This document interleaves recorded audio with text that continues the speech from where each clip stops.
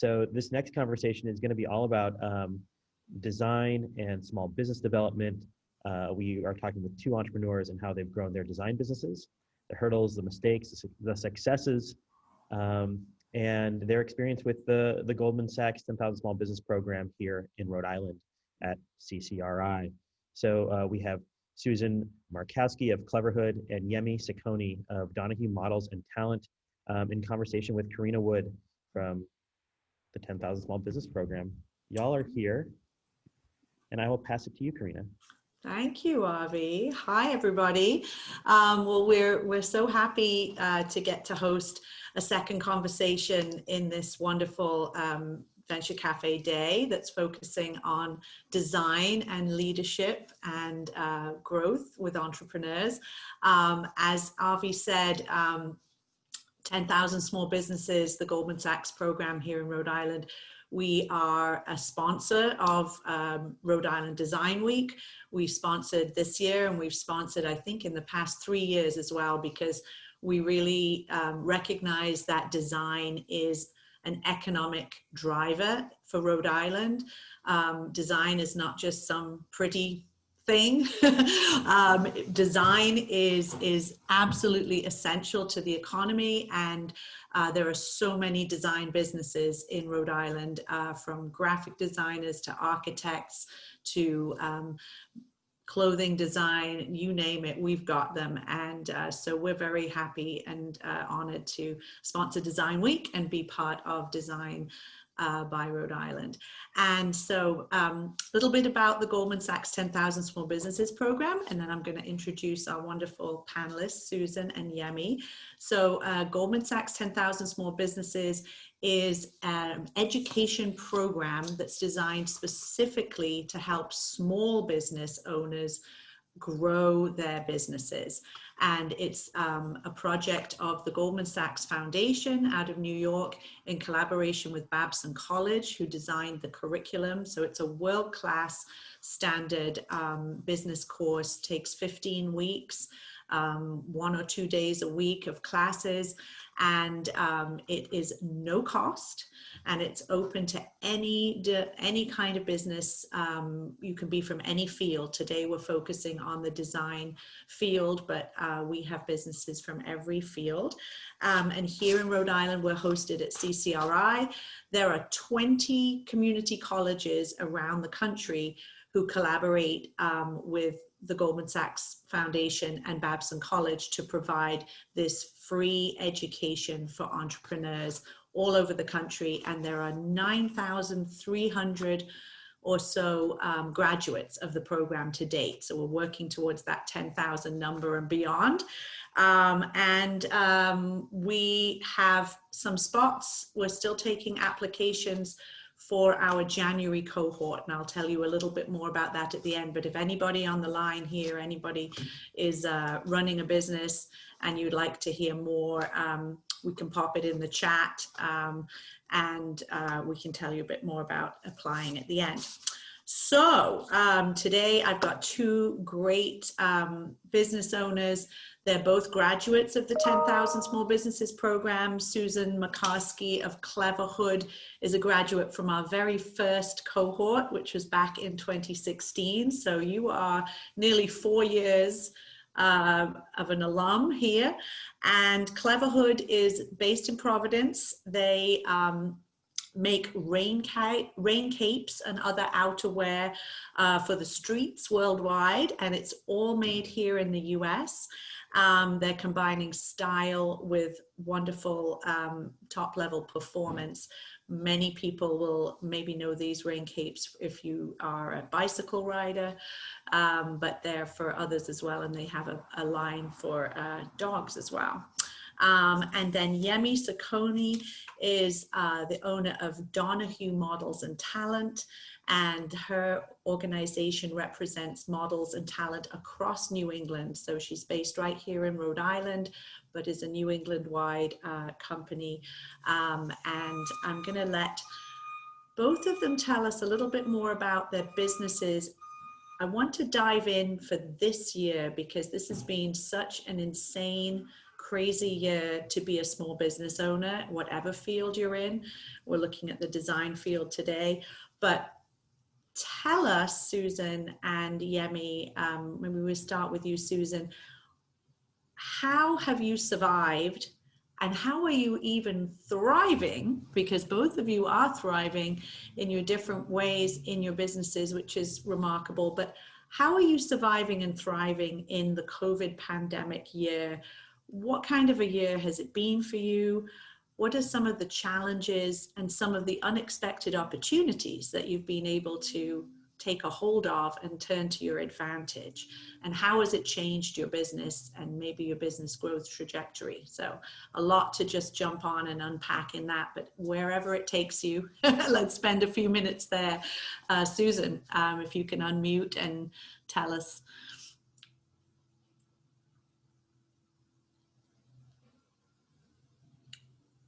I still can't hear you. Oh, there you go. No. Sorry. There you go. Always with the technical problems. Yeah, no, this has been an insane year, and I think any small business will tell you that. But when everything kind of hit the fan in March, it killed our spring, which is a very rainy season. We do tons of shows. But beyond that, our manufacturers ceased to operate. Some went to PPE manufacturing, and then some just closed outright. So we were really high and dry, and I just kind of thought, okay, well, that's it, because we don't have a product that kind of kills us. So we jumped right in. I just heard the last conversation, and a woman referred to this as a fight or flight time. And I just thought, well, I might as well just give it one last go. And we actually talked to a manufacturer we had talked to previously that was actually in Vietnam. And you had mentioned US made, which was near and dear to us. But we did go with a new manufacturer, but the minimums were huge. These were all things that were very daunting and probably a little bit foolhardy in some ways, but we had to jump in and double our efforts. And, really, we've always been in startup mode. Now it's almost 10 years. But we really kind of dug very deep, and it's been paying off really well. It also helps that we have a product that's kind of serving people outside of cars. And when you mention cyclists, it's not like a sporting thing, it's for commuters. And so this is the moment. And if we don't jump in at this moment, what are we going to do? And I have to give my hats off to the 10,000 Small Business Program, because I had to go back to some very basic business skills, which I don't naturally have. And I've learned a lot because I have to. But there were skills, and there were programs. There were these sites that would help you project and kind of develop some growth. And I had to go really back to that and really reassert myself. And it was so helpful. We also sold a small portion of our business, the petware. And we had to navigate that negotiation. Again, I really leaned on the skills I learned in that cohort, which was years ago. Mm-hmm. But I do think that not everybody can push the accelerator right now. Mm-hmm. But if you got to figure out what that is, and try to lean out. I've had a lot of other business people kind of reach out to me, and you've got company in that, and don't be afraid of doing that. So I don't know if that answered the question fully. No, it's I'm listening to what you're saying about this is the year, fight or flight. And you had to just go into something that was core to you about, doing business the way you've done it so far, and say, okay, it's taken us this far. How many years since you started Cleverhood, Susan? It's been almost 10 years. And 10 years. Yeah. Yes, 10 years of doing things a certain way. And then you come to this pivotal year of 2020, and you do have to assess and say, well, if I keep doing it the same way, I can't make the dollars work. It doesn't connect like this. But if I do it this different way, it can work. And I heard you say, you had to change to survive. And then another interesting thing is the bicycles. So yes, you have a product that is now the crisis that has come up with the COVID pandemic has given way to some opportunities for people in certain businesses that can take advantage of them. Many more people are turning to bicycles now around the world. I mean, people are rapidly they need to be outdoors more, and it's this nice nexus that's coming together with climate change, helping the economy, and health. So I love that. I'm going to just jump over to Yemi now, but then I want to come back to some of that rich stuff that you're mentioning. And I love how you talked about the training you got in 10,000 Small Businesses that can help you identify new opportunities and forecast for them. And we'll talk more on that in a bit. But Yemi, tell us what kind of year you have had, and you're in the modeling and talent field. So you are working in a very, in the fashion industry, you're at the intersection of design and people and promotion. How has the year been for you, and how has it affected your industry and your business? Hello, Karina. Hello, everyone. Great to be here. In one word to answer your question, it would be crazy. But since that wouldn't suffice, I have to expand a little bit on that. So just to give everybody a little bit of background, I run a modeling agency. So as Karina said, I provide models to local businesses around New England. So some of my clients include Hasbro, CVS Pharmacy, G-Tech, companies like that. But over time, because my background, when I started out in theater when I was a kid, so I've always had a passion for production, for working behind the scenes. So along the path, I've always produced fashion shows. And so in 2016, I launched Rhode Island Fashion Week. We do it twice a year. It's several days a week. It was kind of like a platform for local fashion designers to, bring their products to the general public. And so in May of this year, we were in the process of working on season 8, and, reached out to all the designers, registrations coming in, securing the venue and whatnot. And so usually this is like a 5 to 6 month process. And then in March, we get the announcement, everything shuts down. So now I'm sitting at home twiddling my thumbs thinking, okay, what now? Now, going back to the agency, on the agency side of things, one of the things I've learned is, number one, my business is seasonal, because there's certain times of the year when it doesn't make any sense for companies to book models for weather and whatnot. But the other thing that usually happens in an economic downturn is that for a lot of companies, when they start to look at their budget, marketing is one of the first things to go, marketing and advertising. And that's what my service is as an agency. Hasbro will call to say, hey, we need models for photo shoot to put on our packaging. So if they're not shooting models, then I'm not doing anything. So right away, once the lockdown happened, about 60 to 70% of my business came to a grinding halt. Wow. Yeah. And you're an event-based business on top of that. Absolutely. Oh, yeah. Exactly. And so we started to think, I spoke to my team, all right, what can we do? And so we thought, all right, let's try virtual. And it was supposed to be like a little 8-week thing we did, have fun with it. I reached out to all of the designers that we'd worked with, gave them the guidelines. Hey guys, this is what I've been looking to do. What do you think? And they were kind of excited. They were, a lot of them jumped on board. And so from June we did it for 8 weeks, June through July. Every Thursday, I was producing a 30-minute show called Fashion Fed that featured designers, in little clips, little segments, talking about themselves, introducing their product, their target audience, and showcasing their pieces on models. But then what started to happen as I began to do this is I thought, well, it doesn't have to be just Rhode Island or New England. It doesn't have to be just the United States. So I started to stalk designers on Instagram. And we started to feature designers from London, Uganda, Taiwan, Vietnam, Philippines. I'm like, wow, this is really cool. So it caused me to have to take a step back, because then it became something a lot bigger than I'd originally thought about. And so right now we're kind of we're taking a break so we could kind of reconfigure the business model and then launch it again in November on a much bigger scale. That's amazing. So again, like, you had an initial catastrophe on your hands, right? Like, businesses who are your customers and clients are like, no, everything's shutting down the marketing. You have an in-person based business where you do modeling shows, the catwalk, none of that can happen.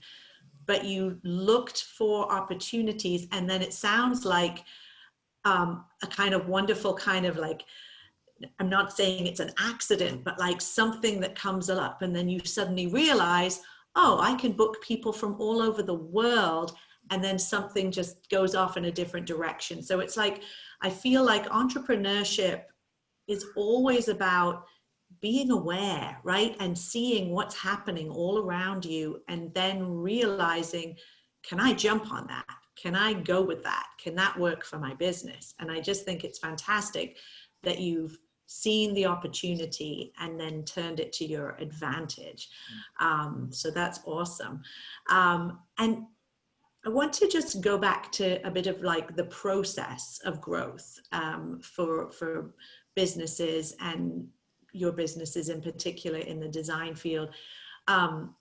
Susan, when we've talked in the past, you've mentioned, you know, how you designed a growth plan in the 10,000 Small Businesses program, where we take everybody through this process of identifying some good opportunities for growth. And then we work with you, with the advisors and your peers, and you put together a 5-year growth plan. But the idea fundamentally is not just to help entrepreneurs pick this one plan that they're definitely going to do for 5 years. It's to teach everybody, for everyone to learn a process to apply. Like, how do I recognize an opportunity? Why is it an opportunity for business growth and not just a good idea? And how do I make it work so that you can go out and do it over and over and over again in the future, right? So it's like a sort of learning a process rather than just one thing, learning how to fish instead of catching one fish, right? But Susan, you had a great story that you shared about the growth plan you designed in the program and what happened with it 4 years later, and also some other things that kind of like came up as a surprise. Yeah, it's sort of funny. My growth plan was to develop a product that was kind of parallel to what we're doing. So I love dogs. I have 3 dogs. So I thought, oh, this is a no-brainer. I'm going to make really good, reflective, waterproof rainwear. And it all kind of worked. And I did my plans, and it sounded brilliant. And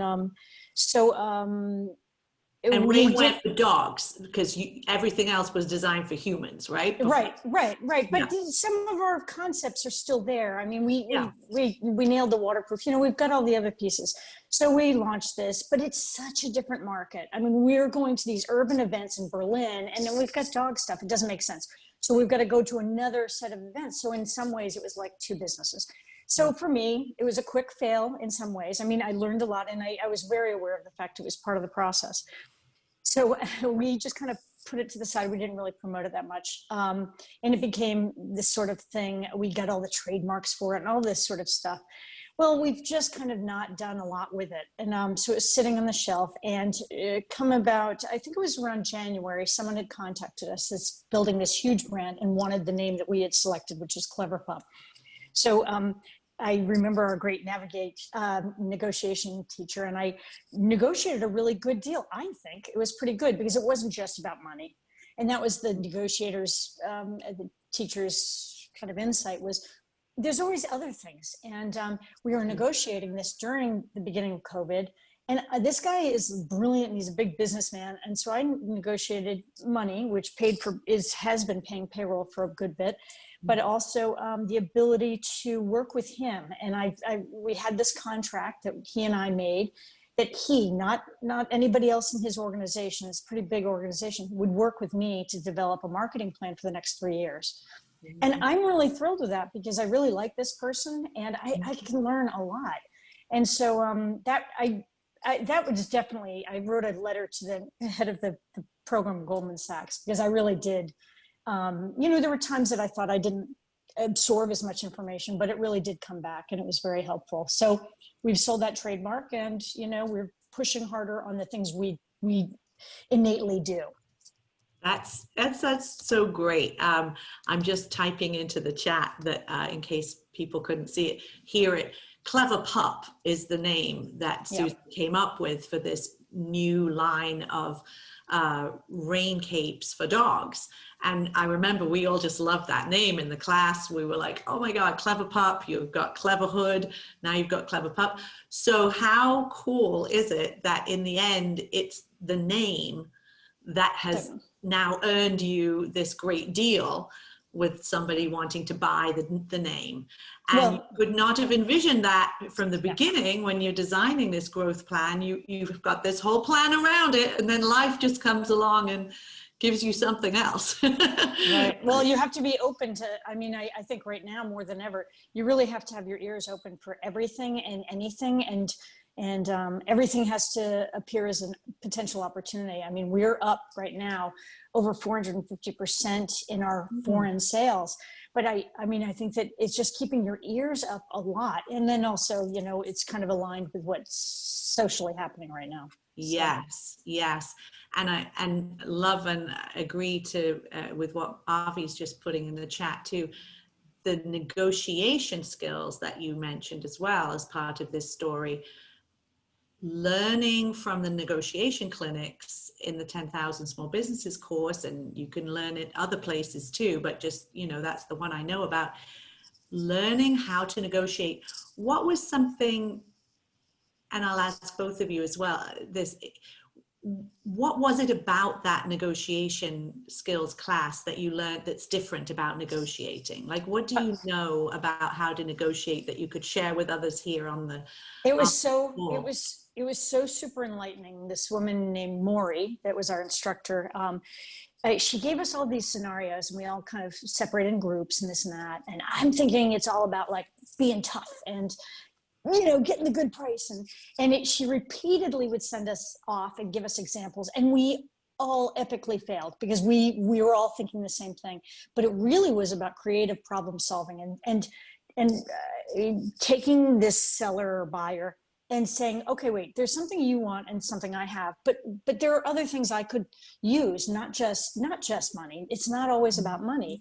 There are other things that you could either collaborate or you could figure out how to split materials or something.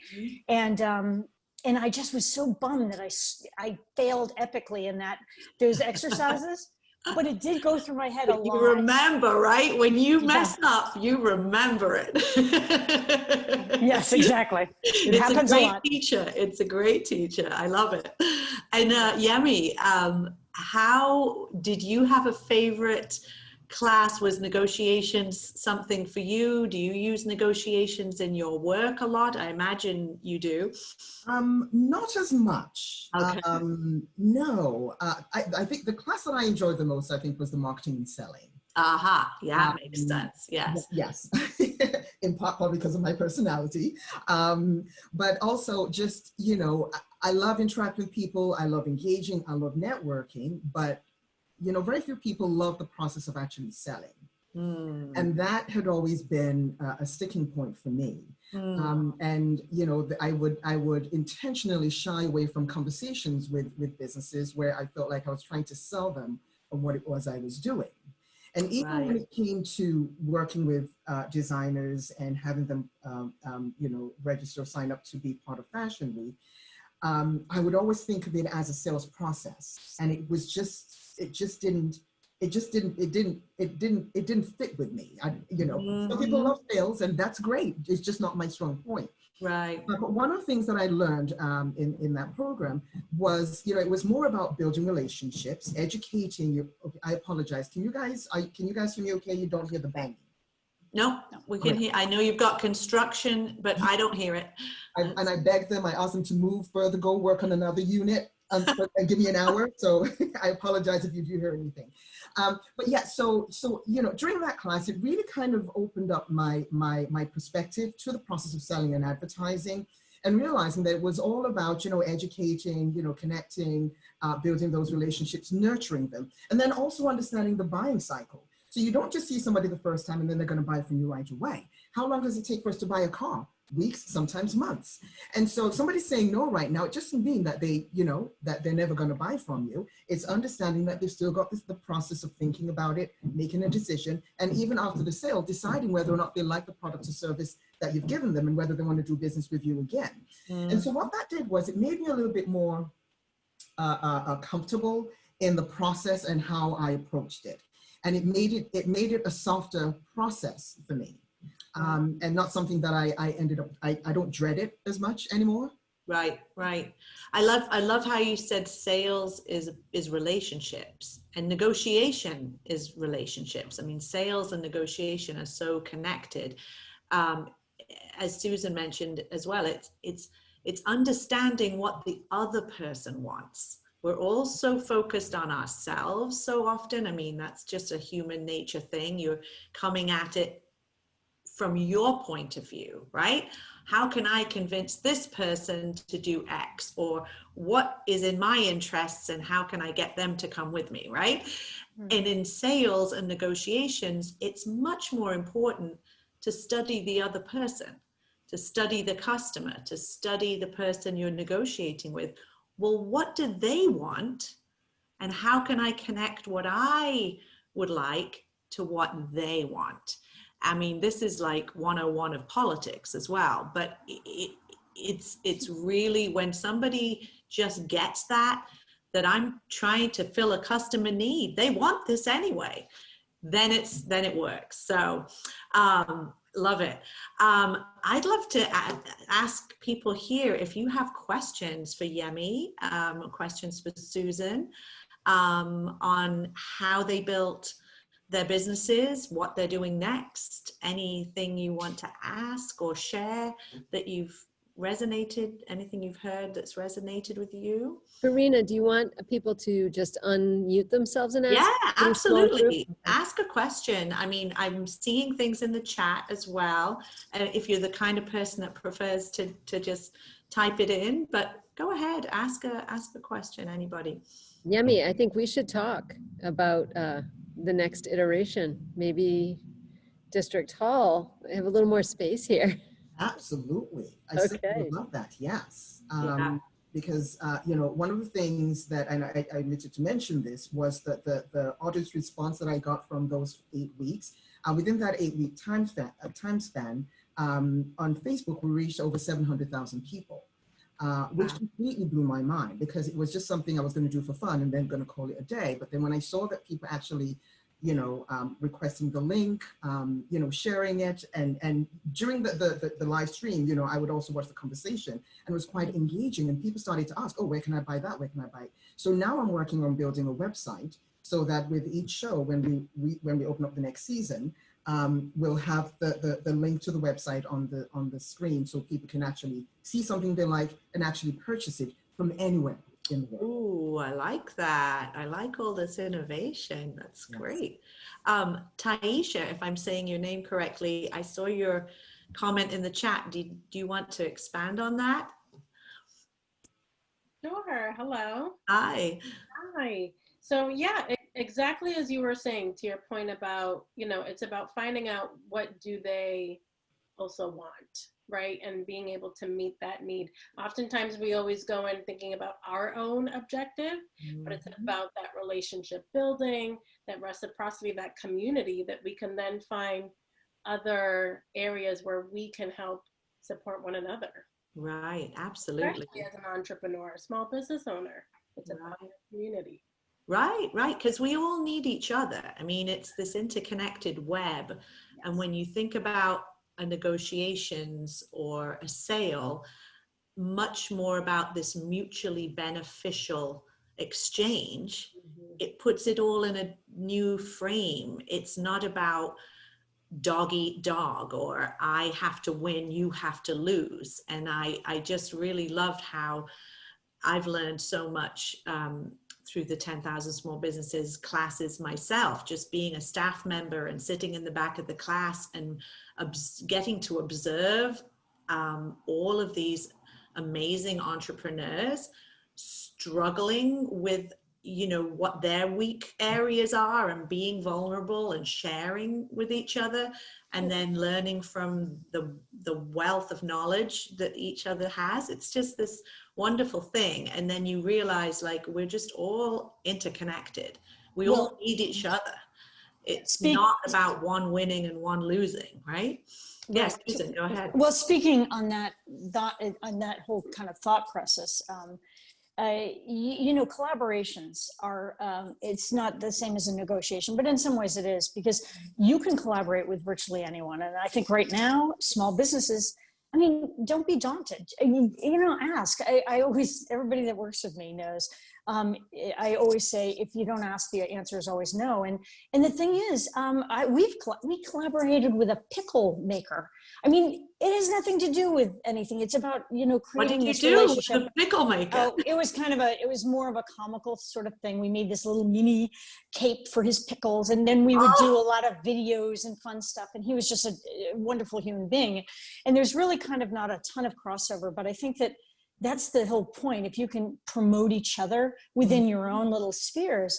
And I think people are fairly generous. And it's another thing at 10,000 Small Businesses. I was in this group, and I'm looking around, and initially I'm kind of thinking, well, I don't know how I fit into this, because I have this product and nobody seems to understand it here. And there are people that run daycares and plumbing. But I was so blown away, because we all struggle with the same sort of issues. And I think that really did point out to me, collaboration is about those relationships and talking to people. And I think, small business, I open my doors, particularly to starting businesses, particularly women businesses. Learn a little bit and think about collaboration. Think of how you can work together, learn together. Right, absolutely. I have a question, and I met Susan because we're both mentors with the Design by RI Catalyst program. So it's great to see you here and hear more of your story. And that's a great program too. Yeah. And so my question for the 10,000 Small Businesses, because I've also been there representing Venture Mentoring Service. Yes. And can you talk a little bit, I know when I was there representing VMS, can you explain a little bit about that panel and then ask, what you're doing after both of you are unique in that you're very plugged in and constantly in growth mindset. And I put that in the chat a while back about you, Susan, in particular. I met you because you were mentoring, and now I'm hearing about you taking advantage of a resource. So I have just questions about when you graduate, what have you found beneficial to keep that momentum going, to keep that growth going? That's a great question. Thank you. Well, Yemi, you might want to answer that. Yeah, I guess we start with Yemi, in the program, you get a mentor, you get a business advisor who you can work with one-on-one. Maybe tell us a little about that. And then, and like Tuni said, afterwards, how do you mentor people? Do others mentor you? Do you still seek out business advising? And what Tuni said is absolutely true. I've always had that mindset of you're constantly learning. There's never a point where you kind of get to the point where you've learned it all. There's always something new to learn. So even when I was in the process by my agency, I was with, dealing with the Small Business Development Corporation, the SBA, all of that. When I went to the Goldman Sachs program, we all had a business advisor. We meet with them regularly. They hold your feet to the fire, so they hold you accountable, because, a lot of businesses are nervous about taking the Goldman Sachs program because they're thinking, oh my God, I'm so busy. Yes, you are. We all are. And they tell you that from the get-go. It's not easy. So do your assignment as you go. Don't wait until the very end. And so once they told me that from the very get-go, I'm like, oh yeah, okay, they mean business. But it totally made sense as you went through the weeks. But what I also loved about 10,000, and I'll get to what I've done afterward, is especially during this pandemic, they reached out to all their alumni and they said, listen, our advisors are still available for you if you need them.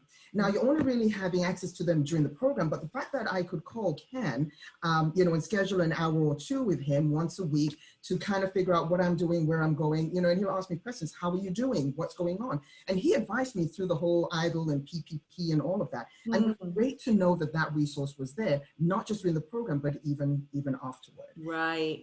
And that was so important this year. Absolutely. That we reach back out, because we're, as many organizations are, but it's central to our mission that we are building a network of entrepreneurs. Right. So not just an education program where we connect you with each other in your class, but then afterwards you're part of this network of nearly 10,000 entrepreneurs across the country, 300 now in Rhode Island, so that you can be supported and you can collaborate with each other and you can continue to receive the advising.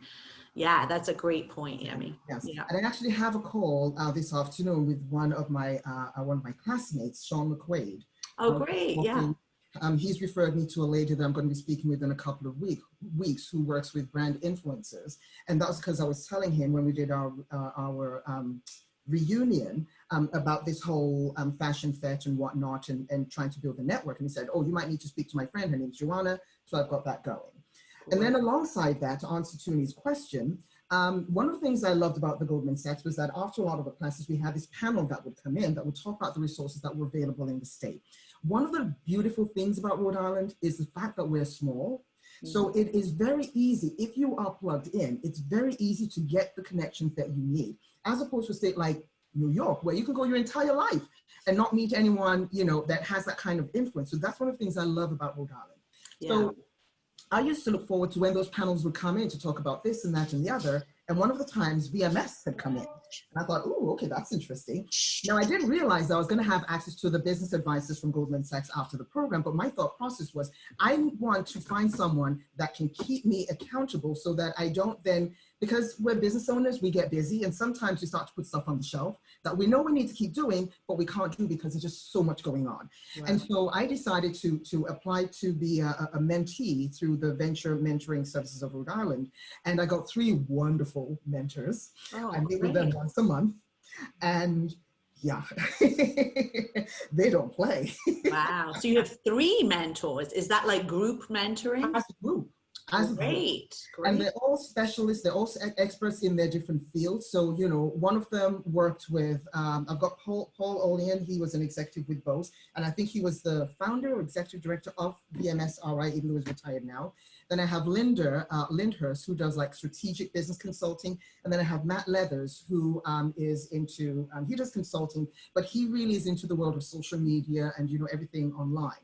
So I've got 3 people that are talking to me about my business from very different perspectives. Fantastic. And, yeah. Is that free? Is that service free of charge? That's amazing. That's right. Amazing. Yeah. And so that's based on the MIT VMS program. We trained at MIT, and our Rhode Island program is very closely modeled to the original MIT program. So you get at least 3 mentors. So it's group mentoring. It's different than one-on-one. It's all good because we have such a substantial supportive infrastructure here, right? But don't you like that, Yemi? Because, you know, I'm one of the founding mentors. So I might say, you know, this is what I would recommend, right? And then, you know, Karina might be another one of your mentors, and she might say, you know, I agree with Tuni, but I think you might want to think about this. And what we're really doing is helping entrepreneurs get stronger, right? Because different perspectives, and that's just, it's fantastic. And like you said, Yemi, there's so much in Rhode Island, and it's so accessible, and it's just about asking around and connecting. That's why it's so great to be in networks where people can pass on good information and advice, like, hey, did you know there's this free service, or I tried this and it's really helpful. And yeah, it's super. Well, thank you for talking about mentoring and being mentored and getting advising. I know we're coming up on our time, right, Avi? It's like we have a minute or 2. I would just like to give our panelists like a little wrap up, like anything, last words of advice. I think you've both shared so much from your own specific experiences of what's been going on for you this year and in your trajectory coming from where you were to today. But is there any sort of parting words of advice you would give budding entrepreneurs out there, or people who are already running a business but looking to grow it? I would say that there are a lot of great resources in the state, and I had to really dig deep because I just didn't know them. But there's the STEP program that's out of the Chafee Center that's based out of Bryant, is a very good, deep resource. And they're very helpful, and they have grants. And if you're thinking of exporting or, you know, doing some global business, it's really good to reach out. Rhode Island Commerce has been helpful, but there are a lot of resources, but I'm happy to take any email from anybody, any startup that just needs to be connected to someone else, or if there's anything I can do, because people have extended that to me. Thank you, Susan. That's awesome. Like, give it back, pay it forward. And you mentioned the Chafee Center at Bryant, an amazing resource, and not enough businesses know about it. So that's great. And that's importing and exporting. Commerce obviously has tons of programs. So thank you for those pieces of advice. Yemi, what's any pieces of advice you would want to share? I mean, this is probably cliche, but it's not giving up. It's, you know, being a business owner is never easy. A lot of the time you're in that space by yourself because nobody has the same passion that you do. And, you know, sometimes if it's not feeling right, we kind of say, oh, this doesn't feel good, let me just go find a day job. Nothing wrong with finding the day job, but it's the opportunity cost. You can go work for somebody else and not deal with the stress, or you can choose to, you know, stay in the kitchen and deal with the heat and run, you know, be your own boss, but it is not easy. Right, yes. And, you know, be willing to be mentored, and also mentor other people as well. So, you know, you give and you get. You know, that's the philosophy that I've tried to live by, where I've used a lot of the resources in the state, and I'm trying to also give back by speaking, being on panels, mentoring other people, advising with SCORE, you know, a bunch of different things. But it's, you know, again, take advantage of the interconnectedness that we have in the state, because not too many states have that level of, you know, intimacy in the business world, I don't think. That's fantastic. Thank you. Yeah, what's that quote about 10% inspiration and 90% perspiration, right? It's like, it's the sweat that you put into the work and the sheer perseverance which distinguishes people. You can have a good idea. Lots of people like to tell you they're good ideas, but then there's other people who put the ideas into practice, and that's the hardest part. And supporting each other is so important. Well, I want to thank both of you, Yemi Sekoni with the Donahue Group, Donahue Models and Talent, and Susan Mocarski of Cleverhood. You're both fantastic guests and wonderful alums of the 10,000 Small Businesses program. If anybody wants to get more information about 10,000 Small Businesses, like I said, we are still taking some applications for our January program. It's a selective process, but everybody who is selected gets a full scholarship. And I will put in the chat here, it's 10ksbapply.com, and it's a very simple online initial application. And thank you to Venture Cafe for hosting us, and thanks to Design Week for happening, and we just love being part of it. So thanks, everybody. Thank you, Karina and Yemi and Susan. Thank you. Thank you. Thank you. Yeah.